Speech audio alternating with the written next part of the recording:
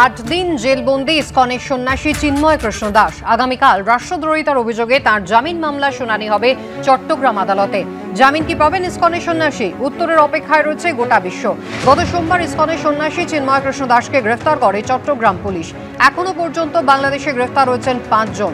চিন্ময় কৃষ্ণের মুক্তির দাবিতে ওপার বাংলায় বিক্ষোভ দেখাচ্ছেন সংখ্যালঘুরা। বিক্ষোভের আঁচ এসে পড়েছে এপার বাংলাতেও।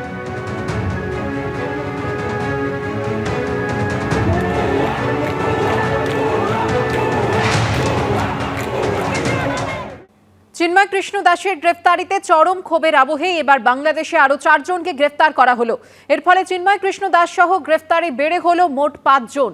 এদিকে ভারতে আসার পথে বেনাপোল সীমান্তে আটকে দেওয়া হলো বহু ইসকন ভক্তকে। ভারতে আসতেই দেওয়া হলো না ইসকনের সদস্যদের। জানিয়ে নতুন করে তৈরি হলো অপ্রীতিকর পরিস্থিতি। আমরা কখনো মসজিদে হামলা করিনি, পূর্বও করবো না, কখনোই হবে না। কিন্তু আমাদের এখানে হামলা হয়েছে, বারবার হামলা হচ্ছে, পূর্ব হয়ে আসছে, এখনো হচ্ছে। নৈরাজ্য, নিপীড়ন, নির্যাতন। বাংলাদেশ যেন হিন্দুদের জন্য পরিণত হয়েছে হামলা দেশে।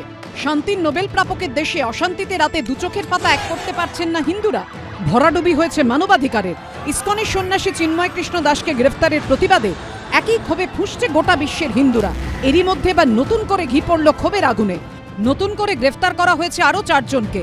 এর ফলে চিন্ময় কৃষ্ণ দাস সহ মোট 5 জনকে গ্রেফতার করল ইউনুস সরকারের পুলিশ। ধৃতদের মধ্যে রয়েছেন চিন্ময় কৃষ্ণ দাসের সচিবও। এ ব্রহ্মচারী আছে, এ ব্রহ্মচারী কি টেররিস্ট মনে হয়? দেখুন, গৌতম কত সিম্পল ব্রহ্মচারী। ও খালি ওর দোষ তো খাবার নিতে গেছে, খাবার দিয়ে আসছে, ওকে তুলে নিয়েছে।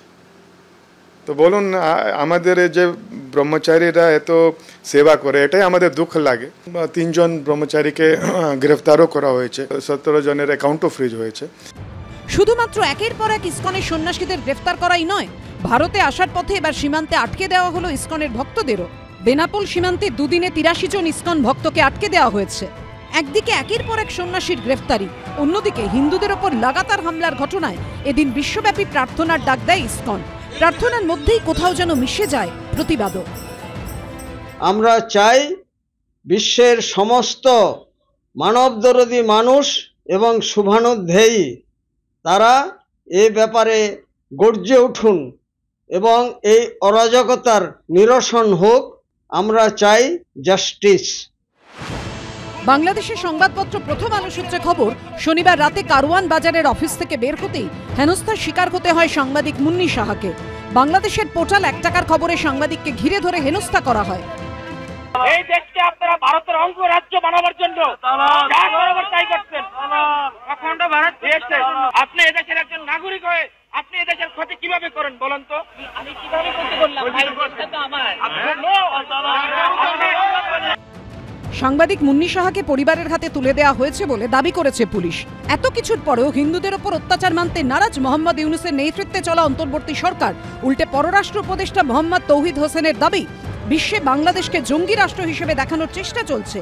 গণ অভ্যুত্থানের পর খুব অল্প সময়ে দায়িত্ব নিতে হয়েছিল, পরে ধীরে ধীরে পরিস্থিতি নিয়ন্ত্রণে আসে। অন্যদিকে চিন্ময় কৃষ্ণ দাসের জামিনের প্রশ্নে ক্রমাগত চাপ বাড়ছে বাংলাদেশ সরকারের ওপর। মঙ্গলবার চট্টগ্রাম আদালতে চিন্ময় কৃষ্ণ দাসের জামিনের আবেদনের শুনানি রয়েছে। বাংলাদেশের আইনজীবী সাইফুল ইসলাম আলিফের মৃত্যুতে 31 জনের বিরুদ্ধে মামলা দায়ের করেছেন তার বাবা।